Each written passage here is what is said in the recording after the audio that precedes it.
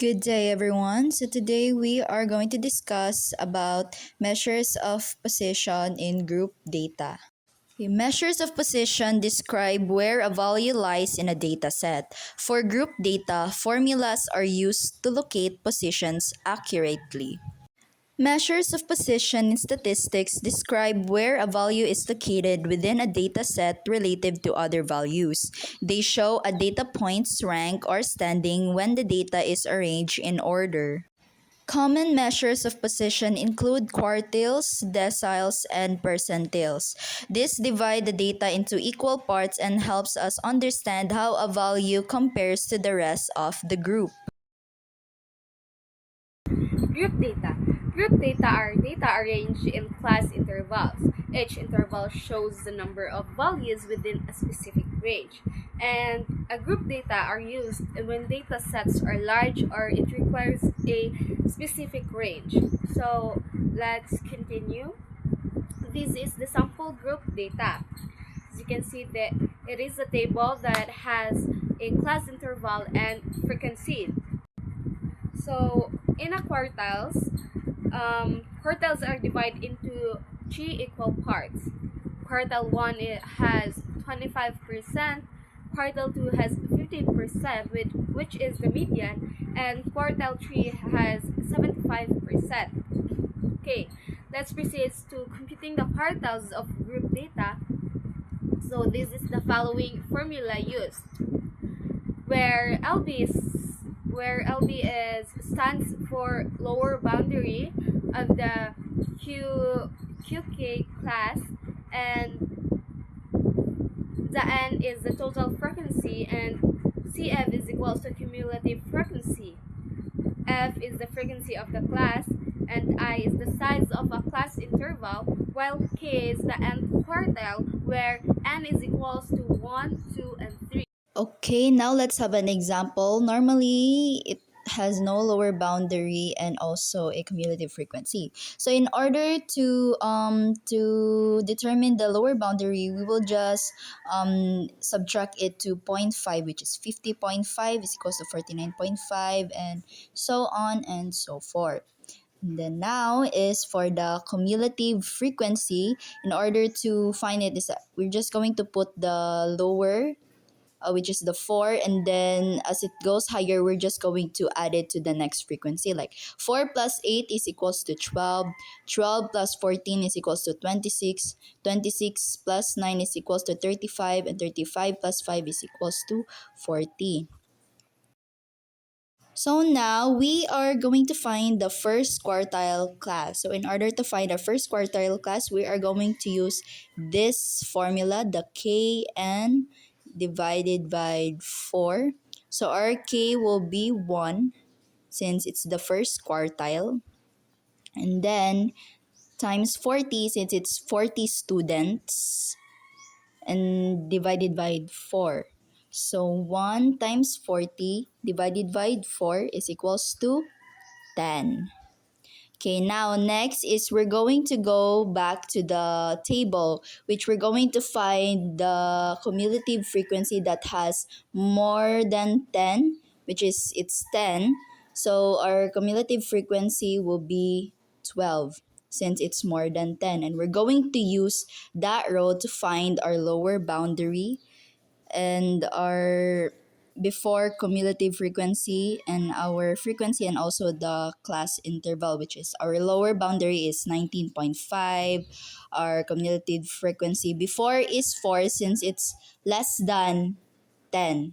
So you can see there the before is 4, and our frequency is 8, and then our class interval is 10. Now let's apply it on the quartile formula, which is our lower boundary is 19.5, and then our Kn is 10, and then minus our before cumulative frequency 4 divided by 8, which is our frequency, and our class interval, which is 10. Now 19.5 plus the quantity of 10 minus 4, which is 6 over 8 times 10. Now 19.5 plus 6 divided by 8 times 10, which is 7.5. 7.5. And then our first quartile will be 19.5 plus 7.5 is 27. Therefore, 25% of the data falls below 27.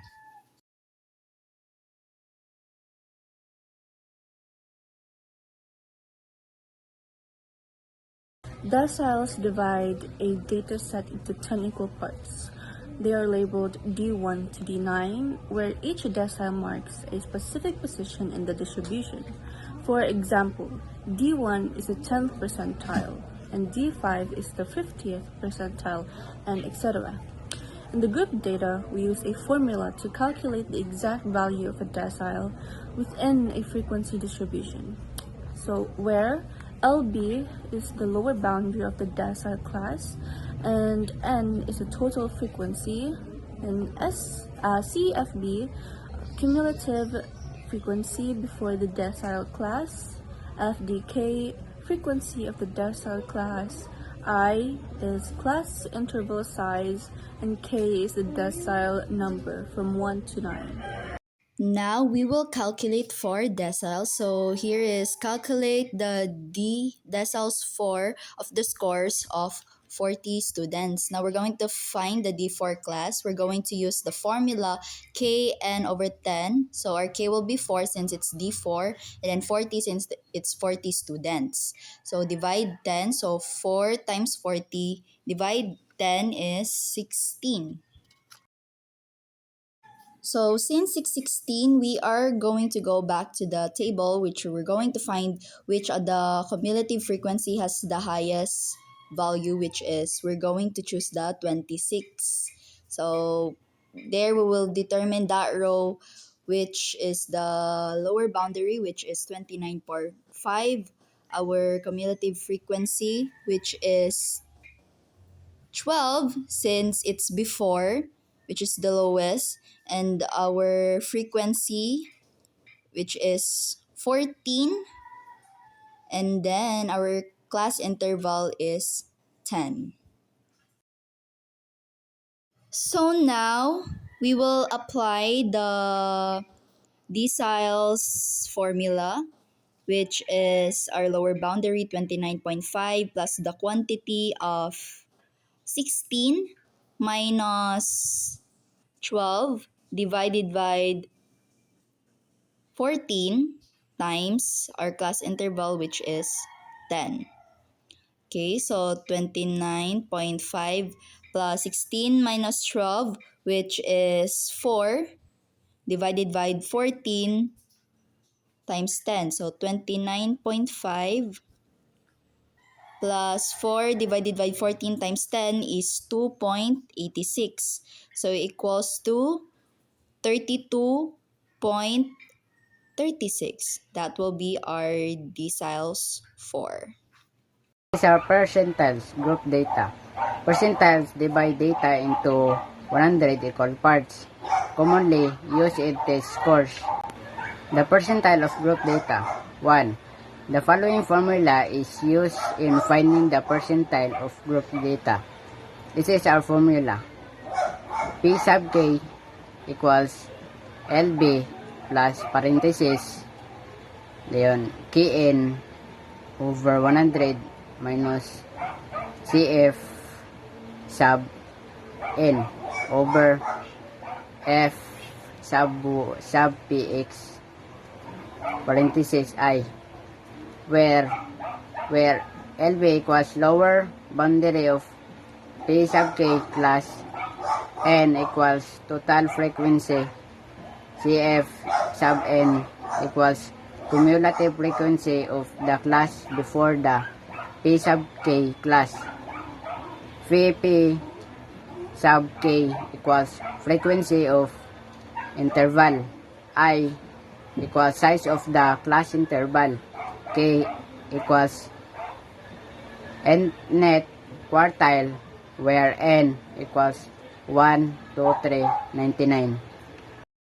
Now we're going to solve for the percentile, which is our problem is calculate the percentile 70 of the scores of 40 students. So we're going to find the percentile 70.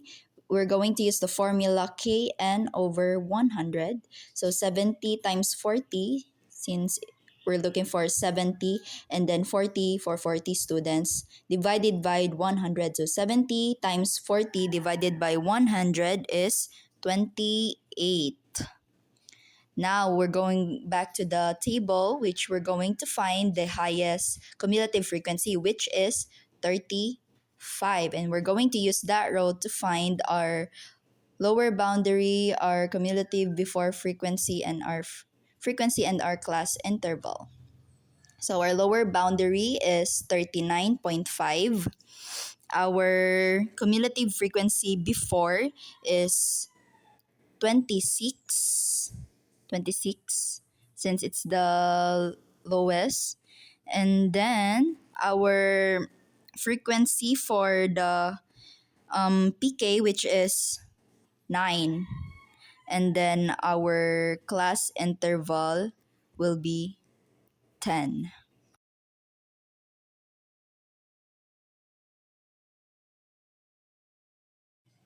Now let's apply it to the percentile formula, which is our lower boundary will be 39.5 plus the quantity of 28 minus 26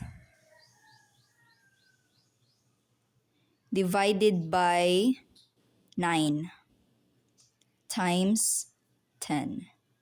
So now 39.5 plus 28 minus 26, which is 2 over 9 times 10.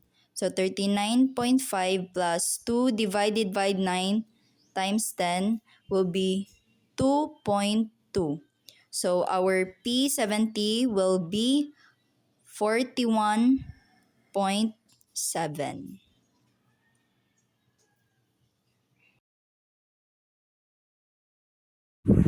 Here are some reasons why it is important. 1. It shows the data. Second, helps us in ranking and comparison. Third, used in education and research. These measures are important because they show how data is distributed. They help us understand whether values are spread out evenly or concentrated in certain areas. Measures of position are also useful in ranking comparisons, such as determining top performers or identifying which scores are above or below most of the group. Because of this, they are widely used in education and research to analyze results and make fair decisions. In summary, measures of position help us better understand data by showing not just what the values are, but where they belong within the whole set. That's all. Thank you.